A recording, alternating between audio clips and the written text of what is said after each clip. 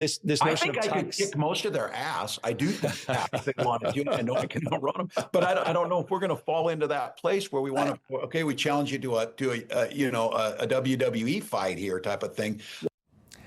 You know, Tim Walz, the failed vice presidential candidate, his trash talk doesn't even make sense. It's not funny. It's not interesting. It's just, I can kick your ass. It's weak. And they asked President Trump about all this tough talk from Walz, who's saying he wants to run for president in 28. Is that the word? Anyway, POTUS has his number. Yeah. Mr. President, there's several. I don't know if you saw this. Tim Walz is now saying about Trump supporters, and forgive me, I'm just reading a quote from Tim Walz. I think I could kick most of their ass. Oh boy, he'd be in trouble. Is there any way to know? Well, he's a loser. You know, I mean, the guy's a loser. He lost an election. He played a part. You know, usually a vice president doesn't play a part, they say. I think Tim played a part. I think he was so bad that he hurt her. Yeah, he really was.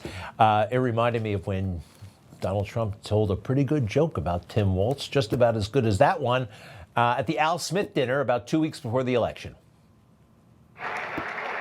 I used to think the Democrats were crazy for saying that men have periods, but then I met Tim Walz. Ooh, that was good. That was very good. So President Trump talks about a lot of stuff at these Oval Office briefings. Biden could never do it. How many topics? Again, like just the president is involved in a lot of things. Previous White Houses, they would say, today our message is infrastructure, and talk about nothing but infrastructure. That's not how the world rolls today, and that's not how he rolls, and he can handle it, and it's pretty cool. Other topics, all these illegal immigrant criminals that he wants to eject, and judges getting in the way. Do you think you have the authority, the power to round up people, deport them, and then you're under no obligation to a court to show the evidence against them? Well, that's what the law says, and that's what our country needs, because we were, unfortunately, they allowed millions of people to come into our country, totally unvetted, totally unchecked. So you ought to ask, did he have the authority to allow millions of people? Did Biden have the authority to do something that's unthinkable?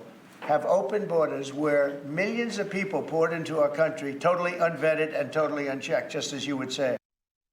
So interesting, right? Nobody ever asked Joe Biden that.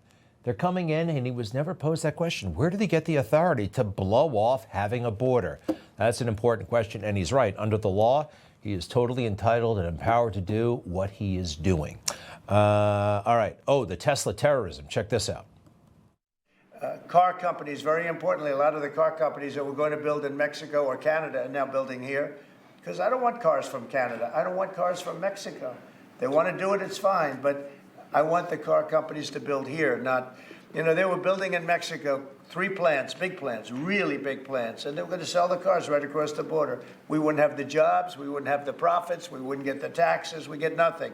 All we get is unemployment and empty factories. Those days are over. I like that. Those days are over. Wasn't talking about Tesla there. He did at another point.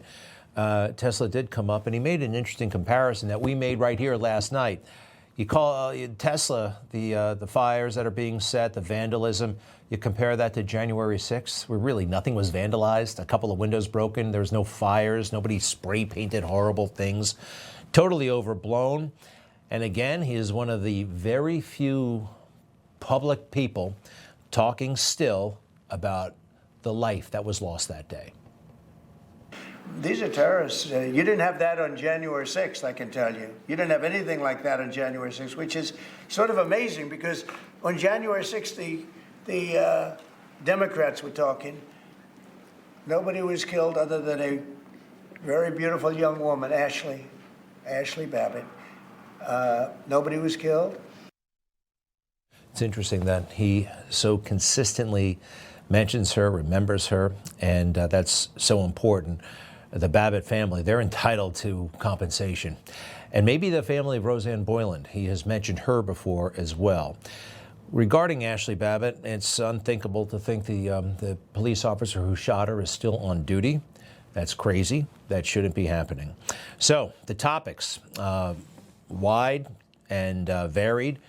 just like a president should be able to handle.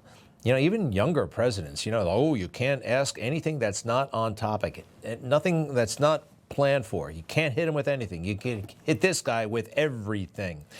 All right, a couple more things here. The worst television news program in the world is the CBS Evening News with these two, I'm sorry, they're kind of dweeby guys. From CBS News headquarters in New York, this is the CBS Evening News. Good evening, I'm Maurice Dubois. I'm John Dickerson. All right, I'm sorry I called them dweebs. I'm not supposed to do that. But look, when you run a broadcast as unfair and as openly biased as theirs is, I mean, they don't make any, try to make no disguise that they're Trump haters. Now, they're always talking about Trump, right? Always. Every story is about Trump.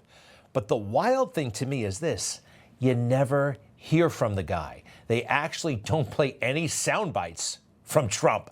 Nothing. Consistently, most broadcasts, not a word from Trump. Why would they do the news that way? It's very strange.